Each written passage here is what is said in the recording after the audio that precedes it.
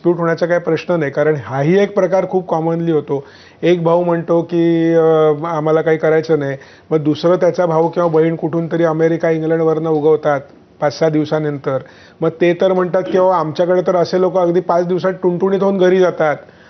म्हणजे आता मग तोही प्रश्न येतो की कुठल्या नातेवाईकाचं ऐकायचं, 2 मुलं असली तर ह्याचं ऐकायचं का त्याचं ऐकायचं. म्हणजे हे सगळे प्रॅक्टिकल प्रश्न जे येतात डे टू डे लाईफमध्ये, त्यांच्यावरचं सोल्युशन म्हणजे स्वतःच लिहून ठेवणं. आणि म्हणून त्या वैद्यकीय इच्छापत्र किंवा पूर्णविरामाचं इच्छापत्र हे महत्त्वाचं.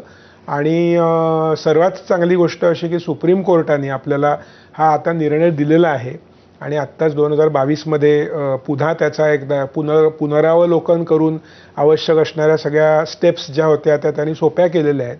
त्यामुळे आजच्या घटकेला ते सहज करता येणं शक्य आहे.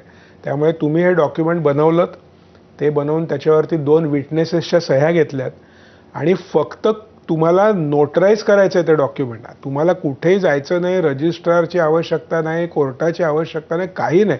नोटरी करायला काय लागतं त्यापेक्षा, म्हणजे ना त्यात काही खर्चिक आहे किंवा ते इझिली अवेलेबल पण आहे. त्यामुळे इतक्या गोष्टी करून तुम्ही हा विषय संपवू शकता, इतकं ते सहजसाध्य आहे.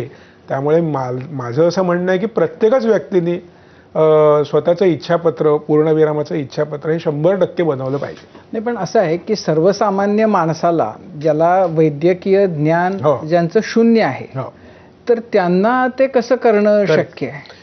हा एक खूप मोठा प्रश्न आहे. आणि म्हणजे मी ह्या बाबतीत काय केलं, म्हणजे हा प्रश्न बरोबरच आहे. म्हणजे जसं आपल्याला एखाद्याने जर म्हटलं की तुमचं प्रॉपर्टीचं विल बनवा, मग ते विल कसं लिहायचं, बरोबर, हा जसा प्रश्न आहे तसं हे सुद्धा विल कसं लिहायचं हा सुद्धा एक प्रश्न आहे. आणि प्रॉपर्टीचं विल लिहिणं आणि याच्यामध्ये काय एक फरक मुख्य हा आहे की प्रॉपर्टीचं विल लिहिताना मला हे माहिती आहे की माझी काय प्रॉपर्टी आहे आणि मला त्याची विभागणी कशी करायची आहे. इथं अशी स्थिती आहे की मला आज माहिती नाही आहे की मला, म्हणजे मी कोणत्या वयाच्या टप्प्यावर ते करतोय आणि मला पुढच्या 10 वर्षामध्ये, 20 वर्षामध्ये किंवा माझ्या वयाच्या 70-80व्या वर्षी काय प्रकारच्या व्याधी होणार आहेत, त्यात काय कॉम्प्लिकेशन्स असू शकतात, माझ्यावर जे इलाज होणार आहेत ते काय प्रकारचे असतील. तर त्यामुळं मला जर तसं इच्छापत्र लिहायचं असेल तर मी किती गोष्टी गृहीत धरणार? बरोबर आहे. 3-4 छोट्या गोष्टी सांगतो. एक तर पहिली गोष्ट अशी की हा जो काही प्रकार आहे हा जगामध्ये गेले अनेक वर्ष जगन्मान्य आहे. म्हणजे हे काय आपण भारतात पहिल्यांदा करतोय अशातला भाग नाही. त्याच्यामुळे वेगवेगळ्या देशांमध्ये तिथल्या सरकारांनी सुद्धा काही टेम्पलेट्स बनवून ठेवलेली आहेत किंवा तुम्हाला हवी तर ही तुम्ही वापरा, बरोबर आहे. आज आपण सुद्धा जर का इंटरनेटवरती जाऊन जर का सर्च केलं तर इतर वेगवेगळ्या देशांमधली टेम्पलेट्स आपल्याला बघायला मिळू शकतात. एक. दुसरा विषय असा की मी माझं जेव्हा अशा प्रकारचं इच्छापत्र बनवलं, अर्थात आता मी डॉक्टर असल्यामुळे मला थोडं जास्त कळतं ह्या विषयातलं, पण मी माझं इच्छापत्र बनवल्यानंतरचा त्याचा जो ड्राफ्ट आहे तर तो ड्राफ्ट माझ्या वेबसाईटवरती मोफत डाउनलोड करण्यासाठी अवेलेबल ठेवलेला आहे. त्यामुळे ज्यांना कोणाला हवं असेल ते जाऊन तो ड्राफ्ट डाउनलोड करू शकतात. आवश्यक ते जे काय असतील तर ते बदल त्याच्यामध्ये ते करू शकतात. वकिलाचाही सल्ला घेता येऊ शकतो, फॅमिली डॉक्टरचाही सल्ला घेता येऊ शकतो, आपल्या आजूबाजूचे नातेवाईकांमधले, मित्रमंडळींमधले डॉक्टर असतील जर का तर त्यांचाही सल्ला घेता येऊ शकतो. आपलं सरकारसुद्धा अशा प्रकारचे काही ड्राफ्ट्स किंवा ड्राफ्टची टेम्पलेट बनवून लोकांच्यासाठी म्हणून अवेलेबल करून ठेवू शकतात. मी ज्या ठिकाणी महाराष्ट्र नॅशनल लॉ युनिव्हर्सिटी जी आहे की जिथे मी मादत प्राध्यापक आहे, म्हणजे मी कामाने व्यवसायाने डॉक्टर आहे पण हौसेपोटी वकिलीचा अभ्यास केलेला असल्यामुळे मी महाराष्ट्र नॅशनल युनिव्हर्सिटीनी मला मानद प्राध्यापक म्हणून तिथे नेमलेलं आहे. तर आमच्या तिथल्या जो प्रो बोनो क्लब आहे तर त्या आमच्या तरुण कायद्याच्या विद्यार्थ्यांना, वकील बनणाऱ्या विद्यार्थ्यांना आम्ही प्रोजेक्ट देऊन त्यांनी जवळजवळ 100 लोकांना कसं हे बनवायचं, काय बनवायचं वगैरे ह्यासाठी त्यांनी मदत केली. अर्थात ही अशी छोटी कामं महत्त्वाची असली तरी त्यांनी काय म्हणजे देशव्यापी प्रॉब्लेम नाही सुटू शकणार, पण अशा अनेक वेगवेगळ्या पद्धतीने आपण लोकांना ही मदत करू शकतो आणि त्याचा वापर करून लोक आपापली बनवू शकतात. पण उदाहरण म्हणजे समजायला सोपं व्हावं म्हणून की समजा आता तुम्ही जे लिहिलं तर साधारण ते काय प्रकारे लिहिता?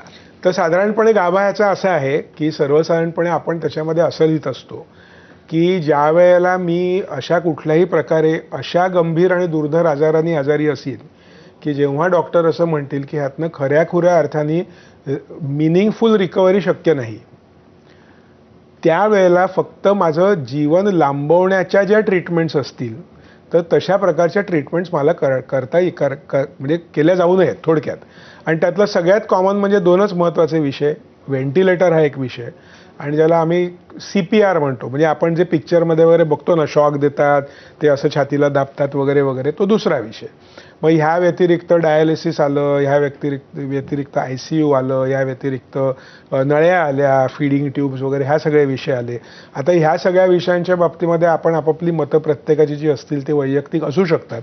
जसं मी माझ्या बाबतीमध्ये लिहिलं आहे की बाबा मला जर का अल्झायमर्स जर का असेल सिव्हिअर ग्रेडचा, किंवा मला समजा जर का टर्मिनली येईल कॅन्सर अशा प्रकारची जर का परिस्थिती असेल माझ्या बाबतीमध्ये, माझं वय 70च्या वरती असताना जर का हा अशा प्रकारचा विषय असेल, बरोबर आहे, तर ह्या सगळ्या उपाययोजना केल्या जाव्यात किंवा केल्या जाऊ नयेत, जे काय मला म्हणायचं असेल ते.